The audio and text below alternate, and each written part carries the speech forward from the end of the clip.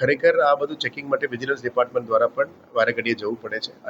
અહીંયા vigilance ડિપાર્ટમેન્ટના staff setup થોડું ઓછું છે, એને પણ સ્ટ્રેન્થન કરવાની જરૂરિયાત છે. આવનારા દિવસોમાં વિજિલન્સ ડિપાર્ટમેન્ટની પણ ભરતી કરીને પણ સ્ટ્રેન્થન કરવાની નક્કી કર્યું છે. સ્થાનિક લેવલના અધિકારી હોય, સુપરવાઇઝિંગ અધિકારી હોય, યા સ્થાનિક કોન્ટ્રાક્ટર જેને કોન્ટ્રાક્ટ મળ્યું છે, ત્રણેયનું જવાબદારી આવે છે. જે કોન્ટ્રાક્ટ આપ્યા પછી ઇજારદારનો ફક્ત જવાબદારી નથી, અમારા સુપરવાઇઝિંગ અધિકારીઓની પણ જવાબદારી છે. ક્વોલિટી કંટ્રોલ સેલની અભાવ છે, એ પણ ક્વોલિટી કંટ્રોલ સેલ ઊભું કરવામાં આવશે, જેથી કરીને ગુણવત્તાપૂર્વક કામ આવનારા દિવસોમાં જે સુપરવિઝન થવું જોઈએ, જે તે એક્સીએન યા ડીઈના નીચે, એની બાબતમાં પણ આજે ચર્ચા કરી. એટલે આવનારા દિવસોમાં નવા સેટઅપમાં એક વિજિલન્સ સેલ અને ક્વોલિટી કંટ્રોલ સેલ પણ ઊભું કરવામાં આવશે, જે ડાયરેક્ટ મોનિટરિંગ કોર્પોરેશનની હેડક્વાર્ટર તરફથી પણ જવા માટે કરશે અને ઝોનલ લેવલમાં પણ એને ડીઇન્સ્પેક્શન કરવા માટે કરીશું.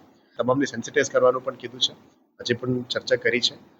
But we will try to see that આવનારા દિવસોમાં આવું કંઈ ઘટના ના બને, એના માટે તમામ એન્જિનિયર્સને પણ સેન્સિટાઇઝ કરવાનું કામગીરી કર્યું છે.